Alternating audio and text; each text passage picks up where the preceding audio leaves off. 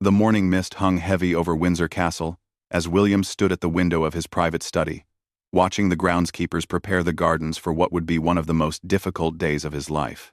His hands trembled slightly as he held the cup of tea that had grown cold hours ago. Kate entered quietly, her footsteps barely audible on the thick carpet. She had been awake since dawn, unable to find sleep after the news had arrived. "The press secretary called again," she said softly, placing a gentle hand on his shoulder. "They're asking about the arrangements, about whether we'll make a statement." William nodded slowly, his eyes still fixed on the horizon where the first rays of sunlight were breaking through the clouds. "Let them wait," he replied, his voice barely above a whisper. "This isn't about them today." The phone had rung at 3 in the morning with news that would change everything. His beloved grandmother's closest confidant and lady-in-waiting, Lady Margaret Thornbury, had passed away peacefully in her sleep.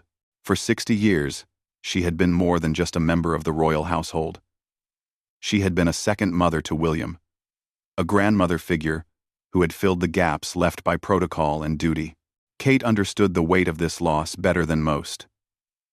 She had watched William's relationship with Lady Margaret develop over the years of their courtship and marriage. The elderly woman had been one of the few people who could make William laugh during the darkest moments after his mother's death. She had taught him chess, listened to his worries about taking on royal duties, and had been present for every milestone in his life. "She wouldn't want us to mourn publicly," William said, finally turning from the window. "You know how she felt about spectacle." Kate smiled sadly, remembering Lady Margaret's sharp wit and disdain for unnecessary pomp. "She once told me that true grief should be like a fine wine, kept in the cellar until it's ready to be shared." The palace staff had been informed, but William had made it clear that this farewell would be different. No grand state ceremony, no lengthy processions. Lady Margaret had specifically requested in her will that her send-off be intimate, personal, and free from the usual royal protocols that had governed so much of her life in service. As the morning progressed, William and Kate found themselves in the unusual position of planning something entirely private within the walls of one of the world's most public institutions. They walked through the rooms where Lady Margaret had spent countless hours, each space holding memories that felt too precious to share with cameras and reporters. In the library where she had taught William about history and literature, they found her reading glasses still resting on an open book of poetry. Kate picked them up carefully, her fingers tracing the worn frames that had sat on Lady Margaret's nose for decades. She was reading Wordsworth, Kate observed, looking at the marked page. William joined her, reading over her shoulder. The passage was about finding peace in nature, about the quiet dignity that comes with accepting life's inevitable changes. It seemed fitting, almost as if Lady Margaret had chosen her final reading with intention. "The funeral home director is here," a staff member announced quietly from the doorway. William and Kate exchanged glances. This was the beginning of the most challenging part, creating a ceremony that honored both Lady Margaret's wishes and the reality of their public roles. They met with the director in a small sitting room, away from the main areas where staff and security might overhear. William explained their desire for simplicity, for a service that would feel more like a family gathering than a royal event. Kate added details about Lady Margaret's preferences, her love of classical music, her favorite flowers, and her desire to be remembered for her kindness rather than her titles. She always said that when her time came, she wanted people to remember the conversations, not the curtsy, Kate explained. She wanted laughter, not tears. The director, an experienced man who had handled many royal arrangements, seemed surprised by their approach. "Your Royal Highnesses, are you certain about foregoing the traditional elements? The press will expect certain protocols." William's expression hardened slightly. "The press can expect whatever they like. This is about honoring someone who gave her entire life to service. We'll do it her way." As they discussed details, stories began to flow. Kate remembered how Lady Margaret had helped her navigate her first royal engagements, standing beside her and whispering gentle corrections and encouragement.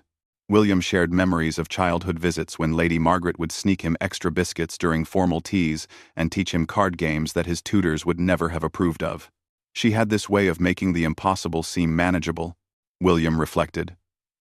When I was struggling with public speaking, she told me to imagine I was just talking to her. It worked. Every time. Kate nodded, remembering similar advice. She taught me that being royal wasn't about being perfect. It was about being present, being genuine, even when everything around you feels artificial. The afternoon brought practical challenges. Security had to be arranged, but quietly. The location needed to be accessible, but private. Guest lists had to be managed without creating diplomatic incidents. Every decision required balancing Lady Margaret's wishes against the realities of their positions. They chose the small chapel on the Windsor grounds, a space where Lady Margaret had often attended private services. It could hold perhaps 50 people comfortably, a stark contrast to Westminster Abbey or St. George's Chapel where royal ceremonies typically took place. The guest list would include family, close friends, and the staff members who had worked alongside Lady Margaret for decades. She always said the best parties were the ones where everyone actually knew each other, Kate mused as they finalized the arrangements. She would have hated the idea of strangers attending just for protocol. As evening approached, William and Kate walked through the gardens where Lady Margaret had spent so many hours. She had been an accomplished botanist, contributing to the castle's renowned rose garden and ensuring that every season brought new beauty to the grounds. They paused at a bench where she used to sit, feeding the birds and watching the sunset. "Do you think we're doing the right thing?" William asked, sitting on the bench where Lady Margaret had spent countless peaceful moments. "Going against tradition, I mean." Kate settled beside him, taking his hand. "I think Lady Margaret would be proud that we're brave enough to honor her authentically, rather than just following rules because that's what's expected." The first stars were beginning to appear as they made their way back to the castle.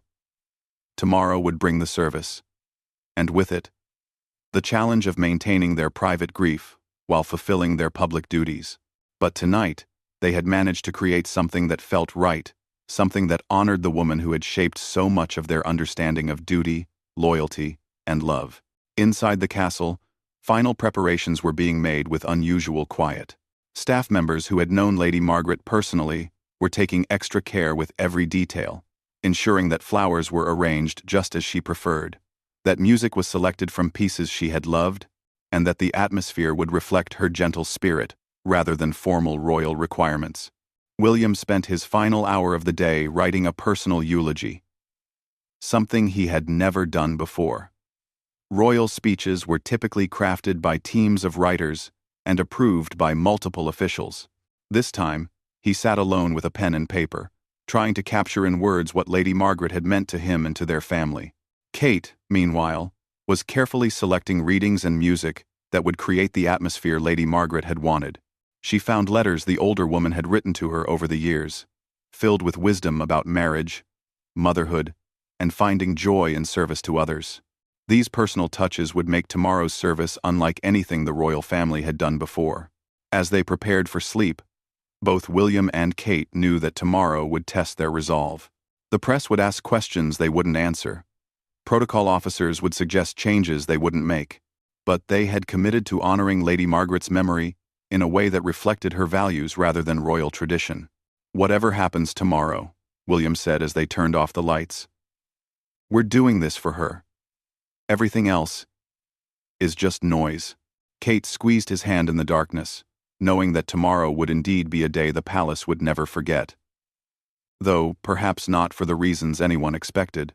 The morning of Lady Margaret's service dawned crisp and clear, with autumn sunlight streaming through the chapel windows in golden ribbons. William arrived early, wanting to ensure every detail matched their vision before guests began to arrive. He found Kate already there, arranging the final touches on a small display of photographs that told the story of Lady Margaret's life. Unlike typical royal events, there were no red carpets, no formal receiving lines, and no media presence within the chapel grounds. Security had been positioned discreetly, creating a protective bubble that allowed genuine intimacy. The chapel felt more like a country church, preparing for a beloved community member's farewell than a royal ceremony. "The florists did exactly what we asked," Kate said, gesturing to simple arrangements of Lady Margaret's favorite autumn flowers. Chrysanthemums, late-blooming roses, and sprigs of rosemary created a natural, garden-like atmosphere that would have made the elderly woman smile. No lilies. No formal wreaths. Just flowers that looked like they could have come from her own garden. William nodded approvingly, then paused at the small table where Lady Margaret's personal items were displayed. Her reading glasses, a worn prayer book, a silver locket containing photos of the royal children she had helped raise, and a small notebook filled with her garden observations. These intimate objects told a story that no official biography could capture. The first guests began arriving shortly before 10 o'clock. They came quietly, without fanfare. Many of them people who had worked alongside Lady Margaret for decades. The head gardener, who had collaborated with her on the rose garden for 30 years. The librarian, who had helped her research historical details for William's education. Kitchen staff, who had prepared countless informal meals when Lady Margaret wanted to create family-like gatherings for the younger royals. Each arrival was marked by genuine emotion rather than ceremonial formality. People embraced, shared quiet memories, and settled into the simple wooden pews with the comfortable familiarity of family members gathering for a personal farewell. The atmosphere was unlike anything typically associated with royal events. William's father arrived with minimal entourage, having agreed to respect the intimate nature of the service. Even he seemed affected by the unusual approach, spending time greeting staff members personally and sharing his own memories of Lady Margaret's service to the family. "She kept us all honest," he remarked to William. "Never let protocol get in the way of doing what was right." Kate's parents attended, having developed their own relationship with Lady Margaret over the years. The elderly woman had taken special care to help them navigate their daughter's transition into royal life, offering practical advice and emotional support during challenging times. Mrs. Middleton wiped away tears as she recalled Lady Margaret's gentle guidance during Kate's early days as a royal bride. The chapel filled gradually with faces that represented Lady Margaret's true legacy. Former staff members who had retired years ago, but maintained correspondence with her. Neighbors from her small country cottage where she spent weekends. Children and grandchildren of palace employees whom she had watched grow up over the decades. "Look around," Kate whispered to William, as they prepared to begin. "This is what a life well lived looks like. Not titles or ceremonies, but people who genuinely loved her." William surveyed the gathering, noting the diversity of ages, backgrounds, and social positions. A retired footman sat next to a duchess who had been Lady Margaret's childhood friend. The chapel's organist, who had worked with Lady Margaret to select music for countless royal events, sat beside a young mother whose children Lady Margaret had befriended in the village. The service began with music Lady Margaret had specifically requested, a piece by Vaughan Williams that spoke of finding peace in the English countryside she had loved. William had chosen to speak without a formal pulpit, standing instead among the congregation as he shared his memories. "Lady Margaret would have been mortified by too much fuss," he began, his voice carrying clearly in the intimate space. "She always said that the best compliment you could give someone was to remember them accurately, not to turn them into something they weren't." He spoke about her humor, her wisdom, and her ability to find joy in simple moments.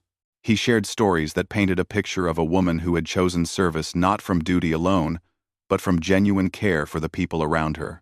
"She taught me that leadership isn't about commanding respect, but about earning it through consistent kindness." Kate followed with a reading from Wordsworth. The same poet Lady Margaret had been reading on her final day. Her voice remained steady as she shared verses about finding beauty in everyday moments and understanding that love persists beyond physical presence. The congregation listened in respectful silence, many finding comfort in the familiar words. The most moving moment came when the head gardener, a man who had worked with Lady Margaret for 3 decades, stood to speak without formal introduction. He was not scheduled to address the gathering, but William nodded encouragingly when he rose from his seat. "Miss Margaret," he began, using the informal title she had preferred among the garden staff. always said that gardens teach you about time, about patience, about accepting that beautiful things sometimes don't last as long as you'd like. But that doesn't make them less beautiful. He spoke about their early morning walks through the grounds, her careful attention to every plant, and her ability to see potential in neglected corners of the estate. She never just saw what was there, he continued. She saw what could be there, with the right care and attention. That's how she looked at people too. His impromptu eulogy captured something that formal speeches often miss: the day-to-day reality of Lady Margaret's character as experienced by someone who worked alongside her regularly. The congregation responded with quiet appreciation, understanding that they were hearing truth spoken from the heart. Music played a central role in the service. But it was music with personal meaning rather than traditional hymns. A string quartet, composed of musicians who had performed at private royal gatherings over the years, played pieces that Lady Margaret had specifically requested. Each selection had a story, a memory attached that made it meaningful beyond its musical beauty. During the final musical piece, a gentle arrangement of "The Water is Wide," something unexpected happened. Without any formal cue or announcement, people throughout the chapel began to quietly hum along. The melody was familiar, comforting, and it created a moment of shared connection that felt entirely natural and unforced. Kate noticed tears in William's eyes as the humming continued, creating a sound that seemed to embody Lady Margaret's approach to life.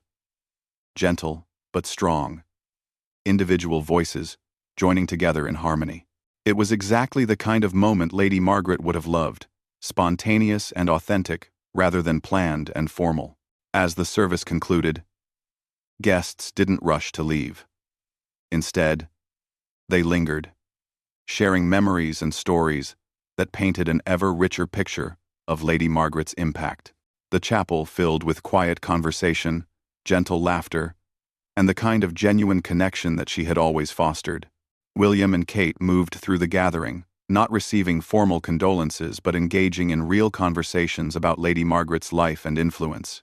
Each interaction revealed new facets of her character, new stories that illustrated her kindness, wisdom, and humor.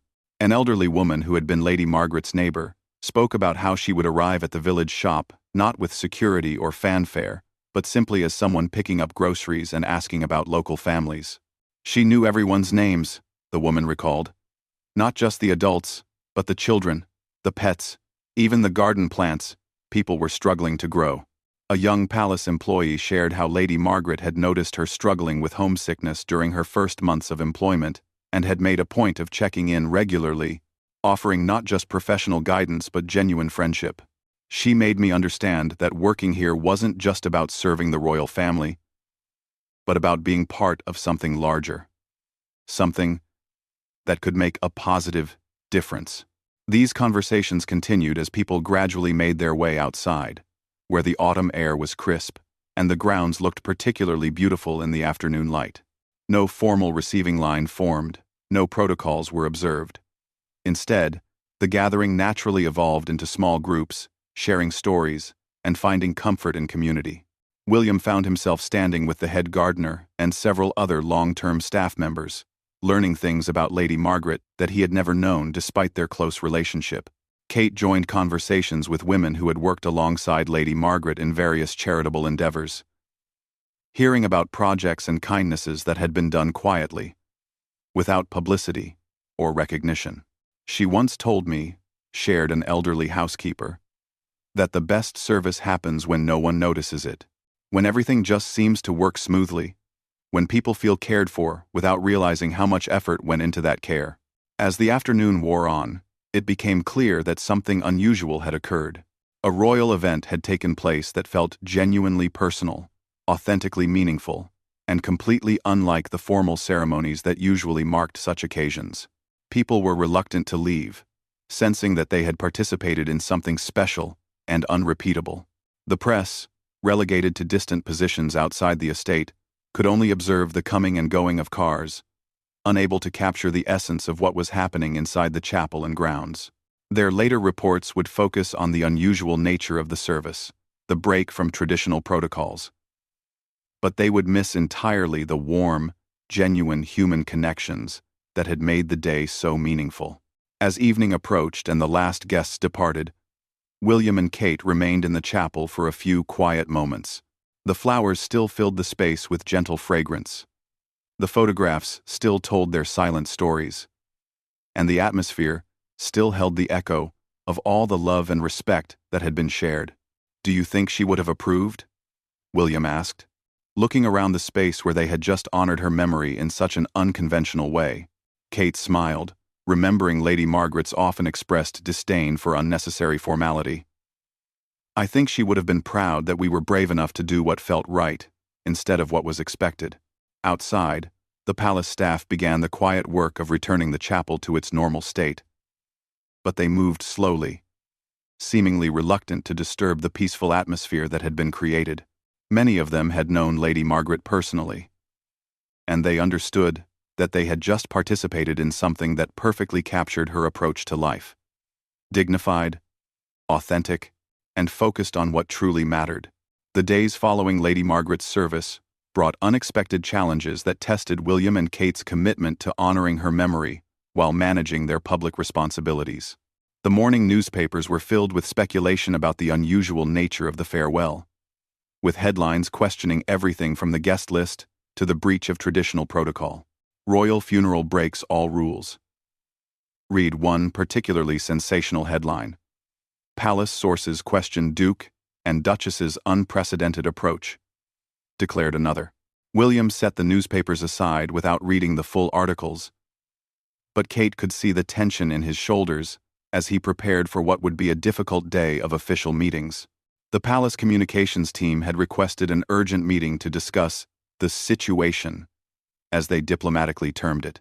The private secretary's office was buzzing with concern about precedent, about what foreign dignitaries might think, about whether the approach to Lady Margaret's service would complicate future royal events.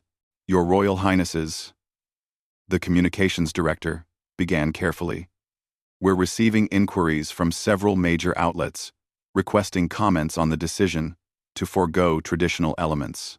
There are also questions about why certain diplomatic courtesies weren't observed." William listened patiently as concerns were outlined, but his response was firm. "Lady Margaret served this family for 60 years, without ever seeking personal recognition or glory. The least we could do was honor her final wishes for a private, personal farewell." Kate added her perspective, noting that the service had achieved something remarkable. It had brought together people from all walks of life, who genuinely cared about Lady Margaret, creating connections and sharing memories that would have been impossible in a formal state ceremony. "The conversations I had yesterday taught me things about Lady Margaret that I never would have learned otherwise." The meeting continued for over an hour, with various officials expressing concern about establishing precedent and potentially undermining future ceremonial expectations. But William and Kate held firm, explaining that exceptional people sometimes require exceptional approaches, and that Lady Margaret's decades of service had earned her the right to be remembered as she chose. "We understand the concerns," Kate concluded diplomatically, "but we also believe that sometimes doing what's right is more important than doing what's expected." Later that afternoon, an unexpected visitor arrived at the palace. Mrs. Eleanor Hartwick, Lady Margaret's eldest surviving friend and contemporary, had driven down from Yorkshire to speak with William and Kate personally.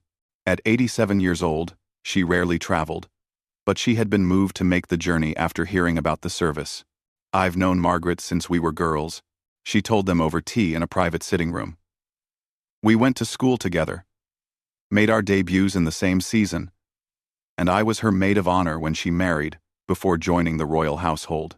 Mrs. Hartwick's eyes sparkled as she continued, "I need you to know that what you did yesterday was exactly what Margaret would have wanted.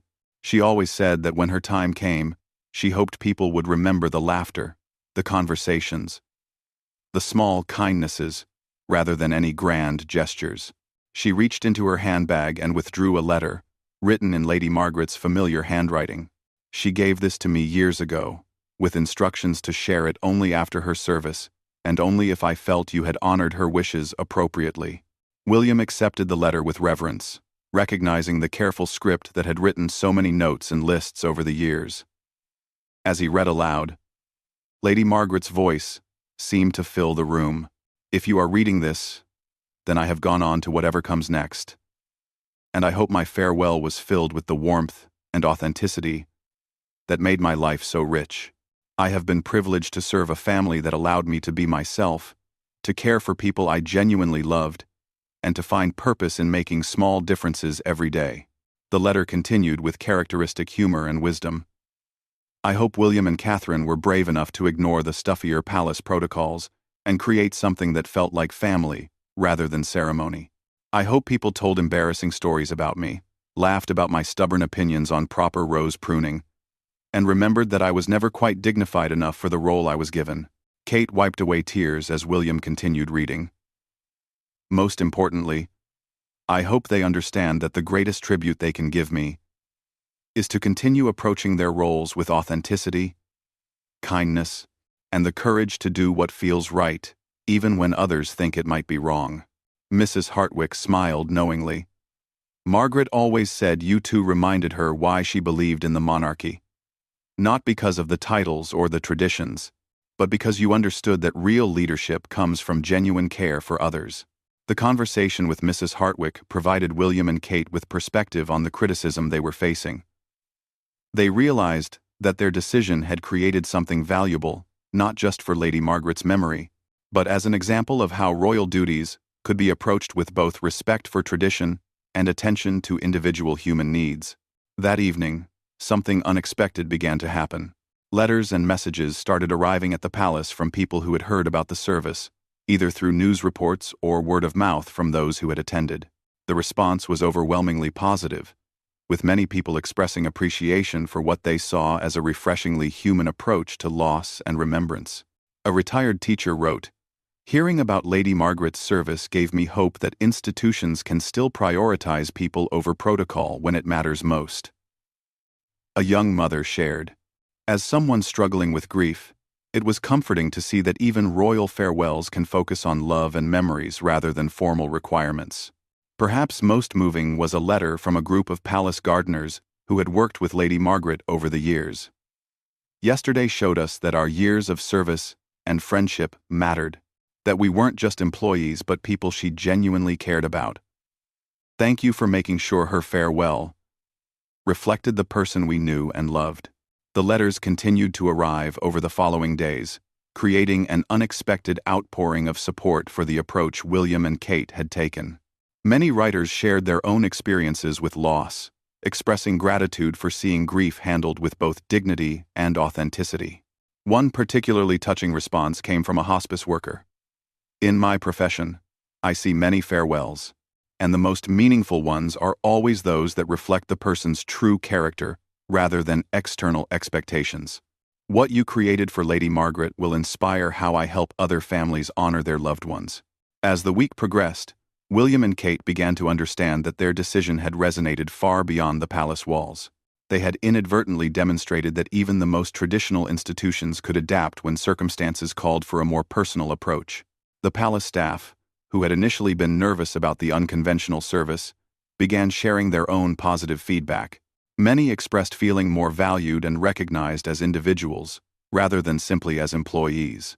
The head housekeeper mentioned that morale throughout the palace had improved, with staff members feeling more connected to the royal family's human side. "It's created a different atmosphere," explained a long-term employee. "People feel like their relationships with the family matter, like they're seen as whole people, rather than just their job functions." This shift in palace culture became one of Lady Margaret's most lasting legacies. Her farewell had demonstrated that breaking protocol, when done thoughtfully and for the right reasons, could strengthen rather than weaken the institution she had served so faithfully.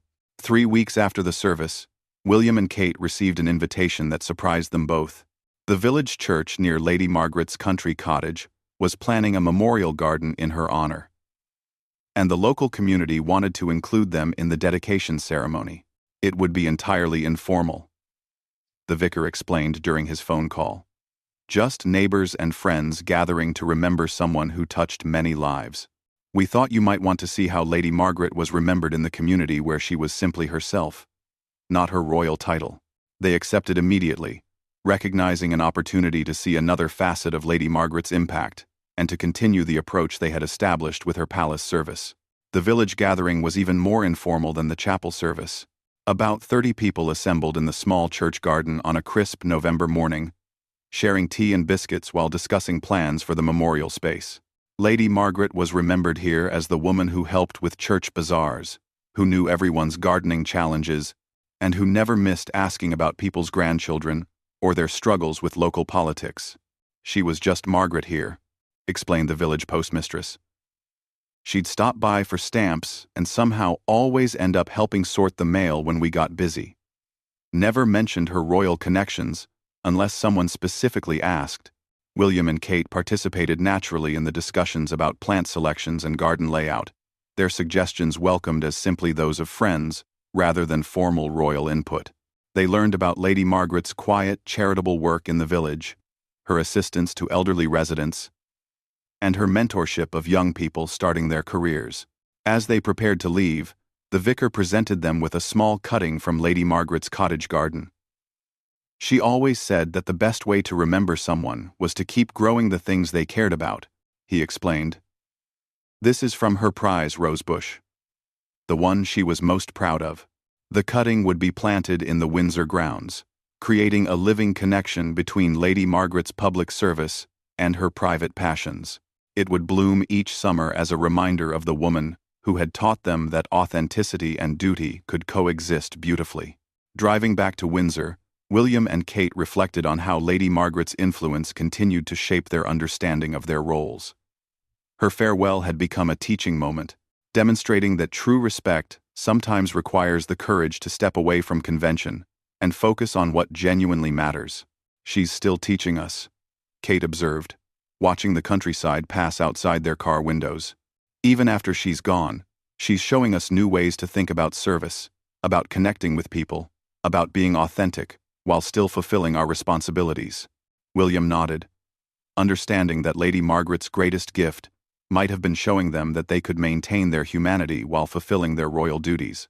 Her quiet farewell had become a powerful example of how tradition and innovation could work together when the goal was honoring what truly mattered. The controversy in the newspapers eventually faded, but the lessons from Lady Margaret's service continued to influence how William and Kate approached their roles. They became more willing to adapt protocols when circumstances called for a more personal touch, more confident in prioritizing genuine connection over formal requirements. 6 months later, when planning other family events and royal ceremonies, they would often ask themselves what Lady Margaret would have advised. Her memory became a guiding principle, reminding them that their greatest strength lay not in following rules blindly, but in understanding when and how to adapt those rules to serve the deeper purposes they were meant to achieve. Lady Margaret's quiet farewell had indeed become a moment the palace would never forget, not because it broke with tradition, but because it demonstrated that the best traditions are those that serve love, respect, and authentic human connection. Her final gift to the royal family was showing them that they could honor their heritage while still making room for the kind of genuine emotion and personal meaning that makes any institution truly worthwhile.